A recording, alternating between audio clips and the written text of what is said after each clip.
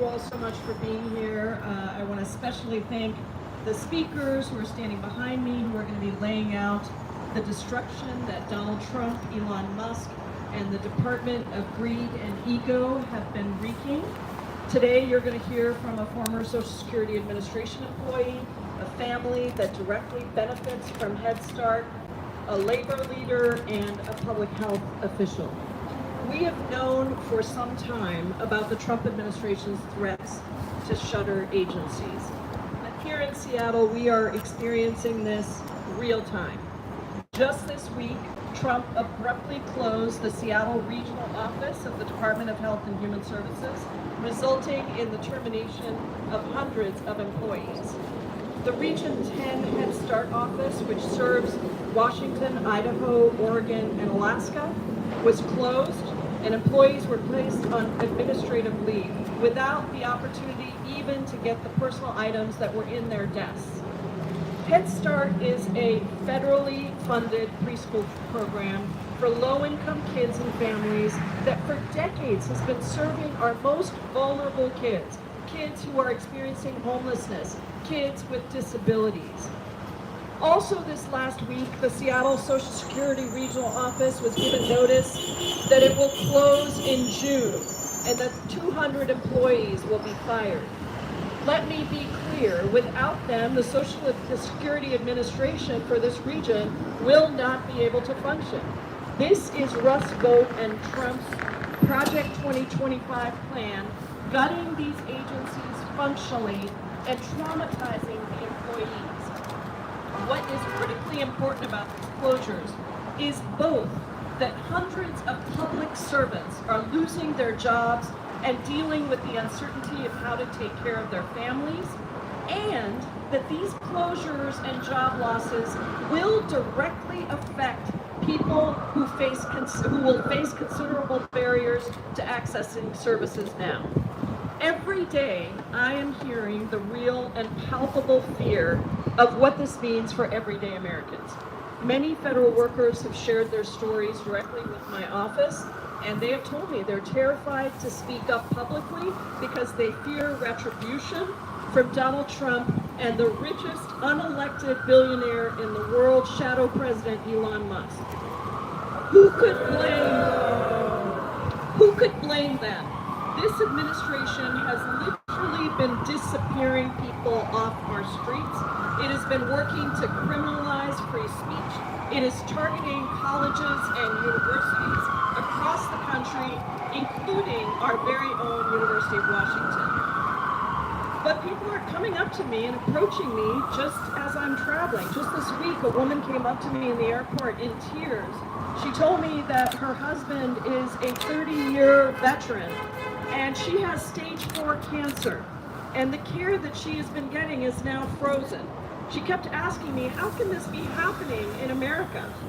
Another woman wrote to us about her daughter who got strep when she was 4, and the strep went systemic and her entire body shut down.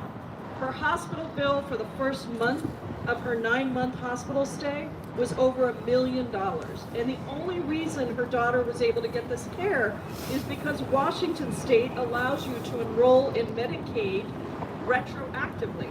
And so her daughter was able to live. And she wrote to say that slashing Medicaid would be devastating to so many families like hers. The horror stories about the cuts are endless, and so today we are here to say, with this incredible coalition of allies who have been right here organizing at every step of the way, that we will fight them with everything we have. We must refuse to provide any Democratic votes in Congress for Republican cruelty. We have to continue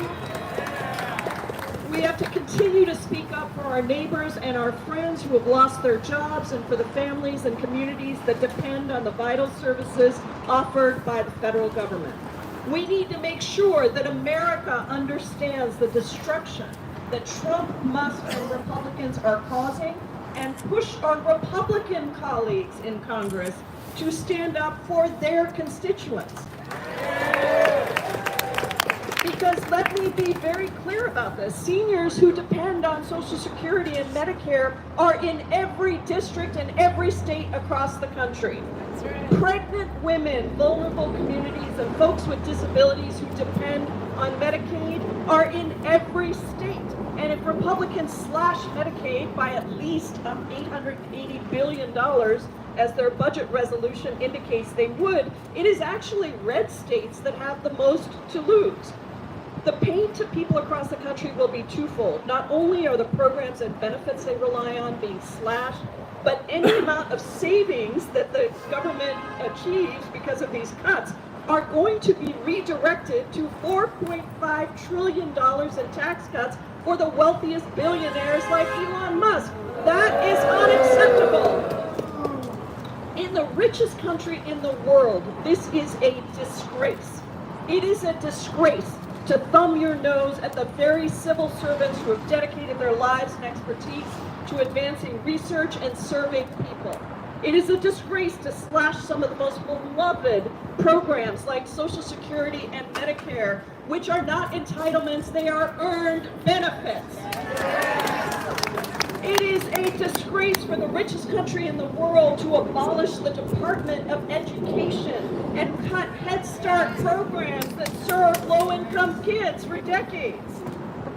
Our civil workforce is full of dedicated public servants who do hard jobs, really hard jobs, of keeping every piece of our lives running, and to keep our parks open so that we can enjoy nature, to keep our food safe so that we can make sure that we know what the weather is going to be each day, alerting us to weather disasters that keep us safe.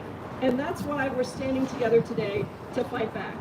Today, we saw a federal judge temporarily block the administration's $11 billion in cuts to state public health grants. Our own Attorney General, Nick Brown, led this lawsuit to help protect the nearly $160 million for Washington State. And we are going to continue to say no to the constant bullying of the Trump and Musk administration as they try to scam $4.5 trillion of your hard-earned money to give themselves a giant tax cut. We will fight this at every level. We will build a coordinated movement in Congress, in the courts, and in public to show that our resistance is stronger than their hate. Our wrong is stronger than their greed. And our power will eclipse their cruelty. Thank you all so much, and now it's my honor to turn it over to Steve Kofal, a retired Social Security Administration employee, to speak about the real impact that this decision is having on workers. Steve? Thank you, Camilla. My name is Steve Kofal. I worked for the Social Security Administration for 42 years, from 1973 to 2015. I wish I could have a fresher, more recent employee here to talk to you about what's going on, but those folks are intimidated, they've been denigrated, and it's a dangerous thing for them, unfortunately, in these times that we're in. Staffing at the Social Security Administration is at a 50-year low. It's lower than it was when I first entered the agency. We have about 5,400 employees nationwide now. At one point when I worked, we had 85,000. And the difference in service is remarkable when you look at what we used to be able to do. We had 300 contact stations along with our 1,200 field offices where we would reach out to the community where they live. We would go to their homes if necessary to provide service.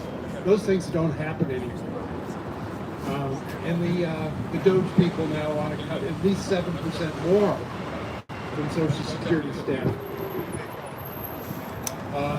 Following up on what Pramila said, on Monday morning, Seattle Regional Office SSA employees received reassignment officers as they entered work that day. And they were told they had to refuse or accept by 2 p.m. No time to talk to family, no time to think it over.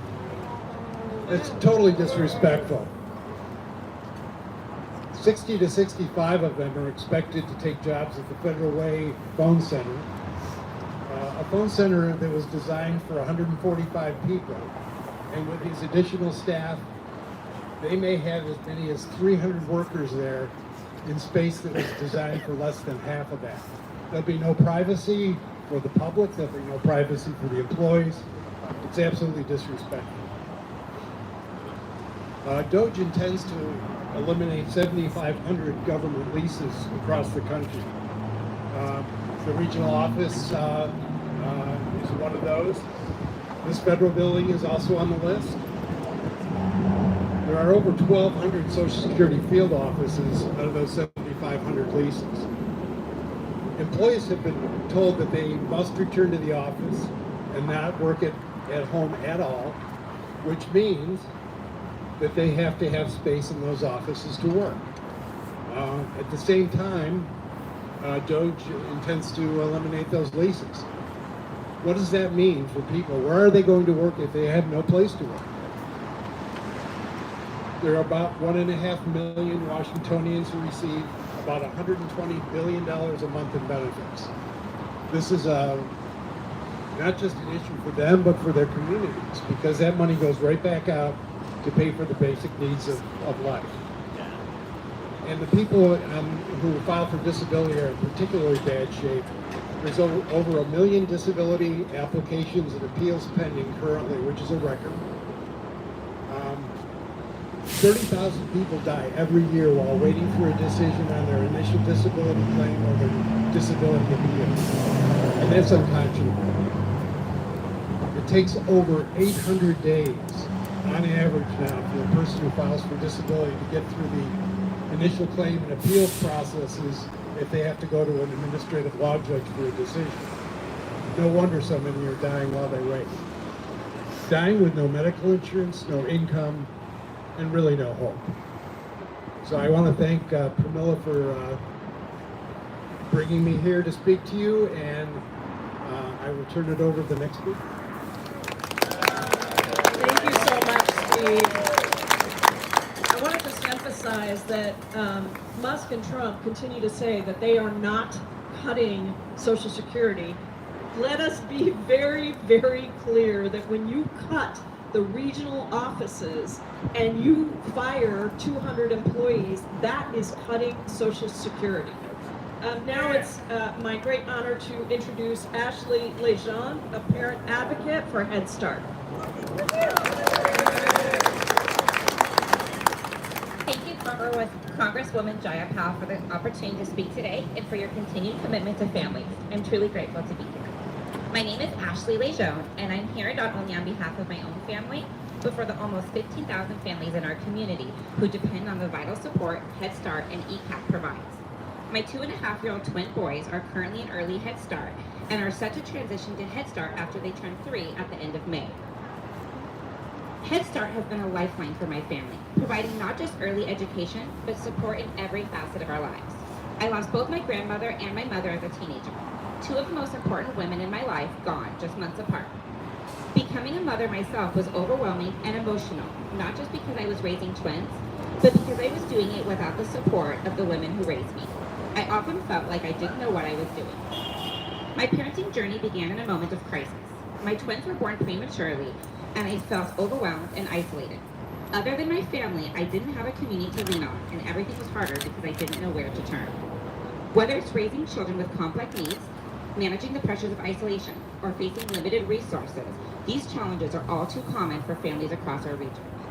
My family's story is just one example of how Head Start's impact extends through families and communities, going far beyond a preschool program. Head Start provides the support so many of us need to thrive. One of the people who made the biggest difference for my family was Terry, our early Head Start educator. She believed in me and walked alongside me during some of the most difficult days as a parent. She helped me navigate everything from complex medical needs and feeding challenges to identifying developmental delays that I may not have noticed on my own. Through routine developmental screenings provided by Head Start, she caught subtle signs that could have been missed, connecting us to resources and therapies that I truly believe changed the course of their lives. Thanks to Terry's guidance, my children didn't just learn to read and count. They learned to express themselves, build relationships, and navigate the world with confidence. Head Start didn't just support me as a mother, it helped me become the mother my children needed. Through the education and support that Head Start provided, I found the courage to go back to college, something I never thought was possible. Just 5 days before my twins were born, I walked across the stage to receive my associate's degree with highest honors. Less than 2 years later, my toddlers were in the audience with my husband as I graduated with my bachelor's degree summa cum laude. Head Start isn't just about education, it's about opportunity. Because of Head Start, my children have developed a love of learning, curiosity, emotional regulation, and the ability to form meaningful relationships. These skills will serve them for the rest of their lives, and it's not just my children who benefit. This program has given me the foundation of support, the education, and the confidence to become a leader and a parent ambassador. Without Head Start, I would not be the person that I am today. The scary reality is this. Without access to Head Start, families like ours have no place to turn. If my children can't attend next year, we won't be able to afford private preschool for twins. Our family will lose critical educational opportunities, and our children will miss out on the support they need to grow and thrive. And that's not just our story. It's the reality for so many families in our communities who are already struggling. Many other families have children in Head Start or on long wait lists, and they're left in limbo, unsure of where to turn if their program shuts down. The simple cost of private care is astronomical, and the wait lists are impossibly long. It's not as simple as finding another option. For many of us, there is none. Families like mine are left with no safe, affordable options, and without access to care, parents can't work, can't go to school, and can't support their children's development. If we lose Head Start, we lose the foundation that helps so many children, families, and communities thrive. As a community member and leader, we need to come together to advocate for the programs that have made such a difference in our lives and communities. We need the administration to make decisions that support families and children, as they are the next generation of leaders, workers, and citizens. Head Start doesn't just change individual families, it changes communities. If we invest in Head Start, we invest in a brighter future for us all. The long-term benefits of these programs aren't just felt by the families who benefit directly. They ripple outward, strengthening our economy, improving public health, and creating a more just and equitable society for everyone. I strongly urge the administration to reverse the decision to close the Head Start regional offices and to continue fully funding Head Start and the other critical programs families rely on. We need them now more than ever. What a beautiful story. Thank you so much, Ashley. I think you really identified how Head Start makes a difference to generations of people in our community. And now I want to introduce one of our most powerful champions here in the community, the Executive Secretary Treasurer of the Martin Luther King Jr. Labor Council, Katie Garrow. Good morning. My name is Katie Garrow. I lead MLK Labor. We are an organization that represents 220,000 unionized workers in 150 affiliate unions here in King County. Today we stand in Seattle, 3,000 miles from Washington, D.C., where unelected billionaires like Elon Musk are using their bought and paid for power to push their agenda at the expense of ordinary Americans. With zero oversight from the Republican majority in Congress, billionaires like Musk are dismantling essential public services at an unprecedented speed. They are like a kid with a sledgehammer, destroying services that Americans rely on like it is a game to them. Thankfully, we have leaders in DC, like Congresswoman Jayapal, who are willing to fight back against unfair cuts to programs like Social Security and Health and Human Services. Services like Social Security are the backbone of American society, supporting millions of Americans both in their times of need and in their final years of life, after long careers. These cuts undermine the dedication and hard work of public servants who tirelessly ensure these programs run efficiently. Millions of working families and seniors will suffer as access to these essential services are cut. Unfortunately, the attacks go beyond layoffs and closures. Millions of public servants have been sparred from these unjust cuts at an unprecedented and illegal attack on their collective bargaining rights last week. There should be no doubt that this order comes directly from billionaires like Elon Musk, who spent hundreds of millions of dollars to elect Trump and are using their influence to take away our power as workers. Stripping our collective bargaining rights is not just an affront to unions, it's an affront to democracy itself. Collective bargaining is the cornerstone of fair labor practices, ensuring that workers have a voice in shaping their wages, benefits, and working conditions. This disregards the principle of fairness and equality, and we cannot stand idly by as these rights are dismantled. Workers need to have the power and protection to speak up when they see injustices at work, when they face unrealistic caseloads, or when they witness protection. Unions provide that protection.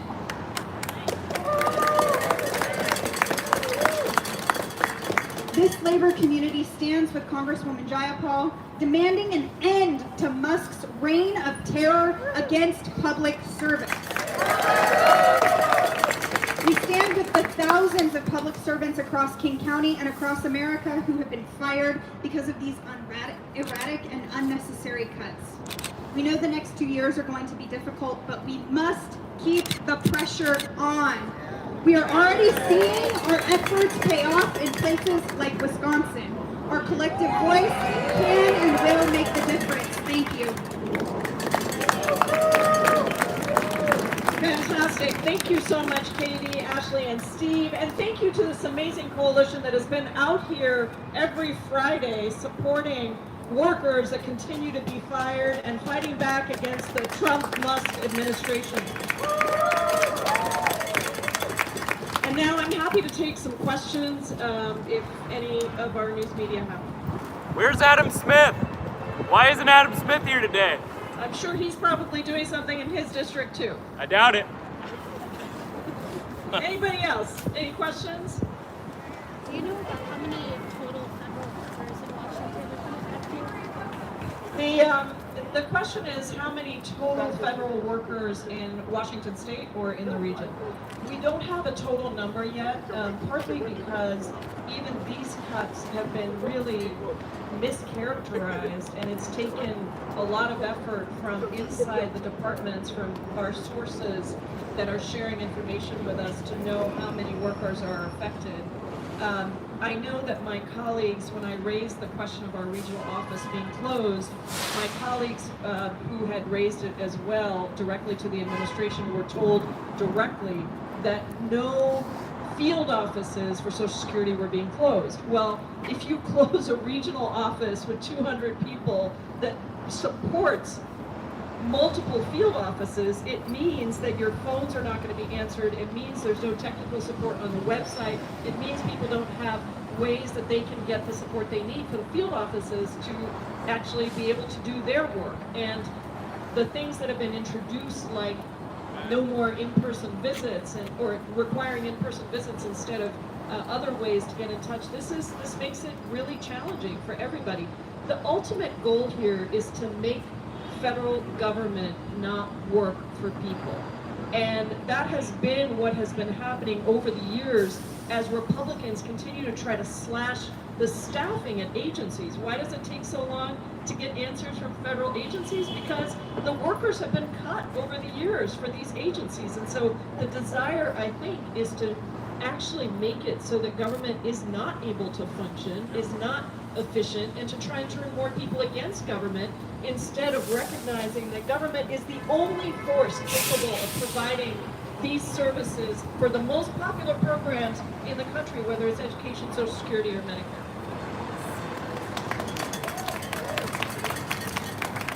All right, well, thank you all so much. If you're not with the media, then we're not taking those questions, but we'll come back to you later. Thank you all so much. Thank you for being here, everybody. Really appreciate it. Keep it up. Keep it up. Way to go. Way to keep up the protest.